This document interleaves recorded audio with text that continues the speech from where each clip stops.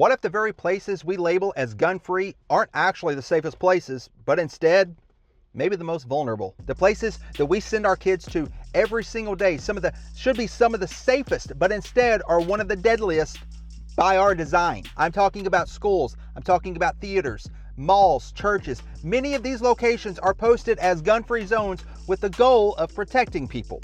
But over and over again, whenever tragedy strikes, it happens in exactly those places. So the question that we have to ask, and it's been asked a million times, but I'm going to ask it again.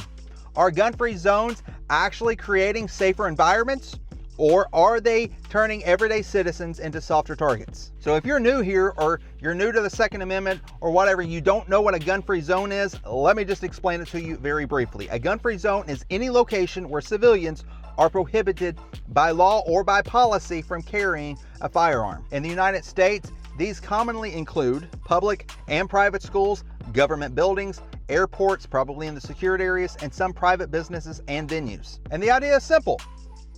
Remove weapons, reduce violence. On paper, hey, it sounds logical. If nobody has a gun, then nobody can use one, right? Right? But there's a major flaw in that assumption. A rule only works for people that are willing to follow it. And somebody that's planning mass violence is already ignoring every law already in the first place. So what good does a law do? Laws like this only work if we lived in a utopia where everyone agreed, even the criminal, that the world would be better off without guns. It only works if we all agree. So one of the most common arguments against gun-free zones is that they create what's called a soft target. A soft target is a location where victims are unarmed, or security response is delayed, entry points are predictable, law enforcement is not immediately present. And from this perspective, a gun-free zone doesn't stop a shooter. It only guarantees that resistance inside the zone, wherever it may be, is minimal. Mass shooters often choose locations where they expect no armed resistance, high population density, or delayed intervention time. The combination increases the potential damage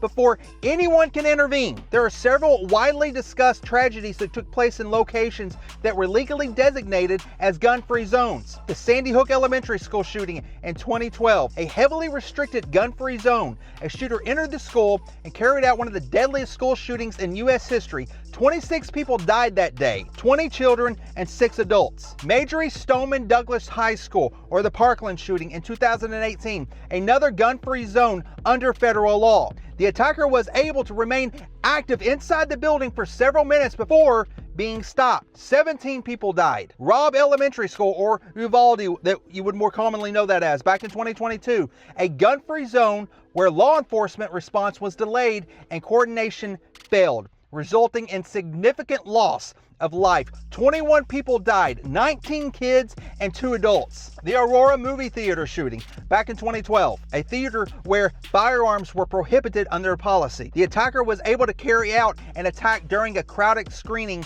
where 12 people died. Each one of these cases involved security failures, delayed response times, attackers actively seeking vulnerable crowds. These were all gun-free zones, every one of them, and multiple people died. Gun-free zones create situations where law-abiding citizens, they are disarmed. Criminals are not deterred by signage or laws, and the response time becomes the only defense. In that scenario, the only barrier between an attacker and victims is the arrival of law enforcement. And we can see from Uvalde school shooting that even law enforcement arriving didn't stop the attack, where it took law enforcement 77 minutes to enter the building from the time the first police officer arrived. 77 minutes. And in many mass casualty events, those critical first minutes determine the scale of tragedy. From this viewpoint, the argument isn't that gun-free zones cause violence, but that they remove one of the few immediate deterrents